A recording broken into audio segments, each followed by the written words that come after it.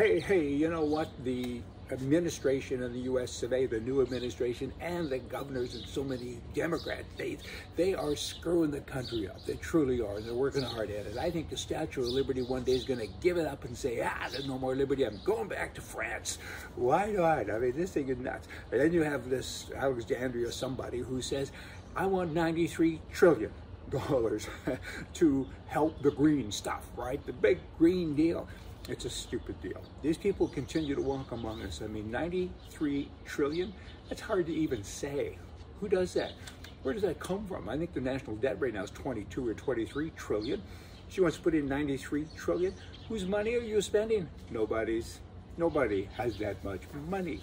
Silly woman. California, there's this recall effort that's been going on for some time.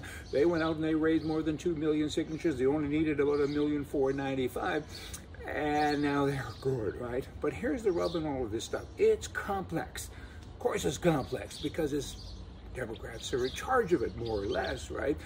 And they say, okay, we have verified 1.6 million out of your 2+ million that you gave us that you verified, and we're the real verifiers, and you verified something that we didn't properly verify.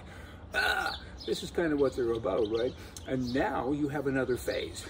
Now it all begins, right?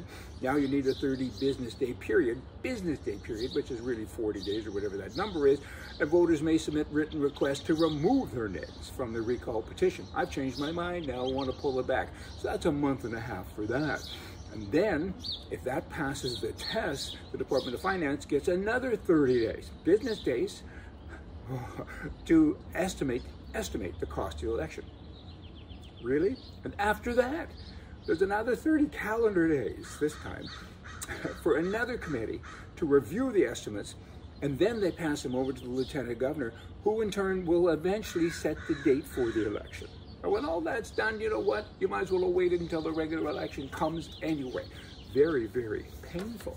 And then on a side note, you got to look at this and say, hold it, we need to tighten everything up, because 75% of all of the names that were put in, the 2 million, were approved. 25% were rejected. Why is that?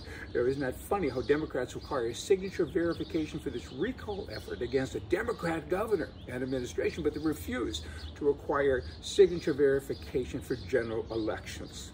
I wonder why that is. Hey? Give that some thought, will you? And then, of course, still keeping with California, you got Caitlyn Jenner, who now has filed paperwork to run for the governor. Why not? Everything else is all messed up. You might as well have that person, who is a woman, I guess, used to be a man, I guess. I don't know. It goes on and on. However, California is such a mess that if you ran a Shetland pony against the current governor, I'd vote for the Shetland pony, so maybe things are good.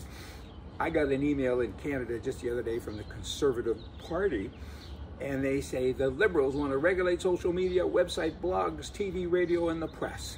There's even talk about imposing mandatory takedowns of content. The Liberal government's internet censorship program will undermine our democracy and erode free speech in Canada. Of course. That's what they do. They're dictators. Of course they're doing that.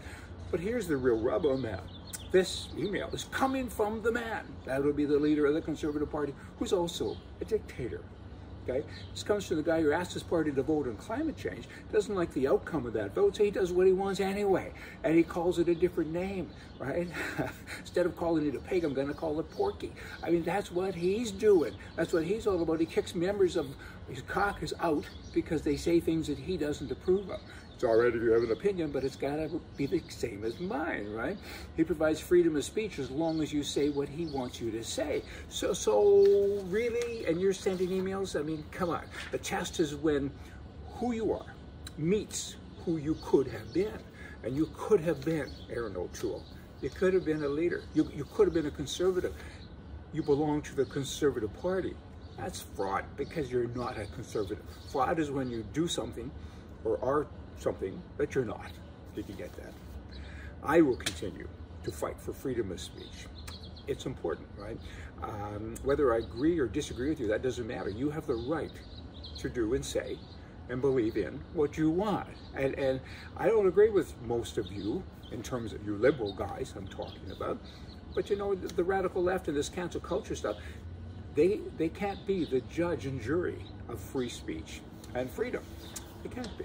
I mean, now this recall business in Canada, it doesn't have term limits. At least in the U.S., there are term limits, right?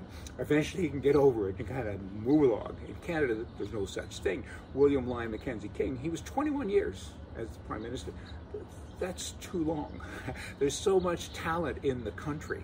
You can't do this stuff. And in Canada, they stay in office until they lose the election. They never leave on the road, and that's not very nice. So you have to have term limits. Back to Erin O'Toole, the leader of the Conservative Party, which really isn't conservative. Introduce something new. Talk about term limits. We're going to do this and that. Instead, all he talks about is the same stuff that the present government does, and it's just vexing. I got more, but I'm too vexed now to talk about it anymore. So y'all come back here tomorrow. We're going to more for you from the right. See ya.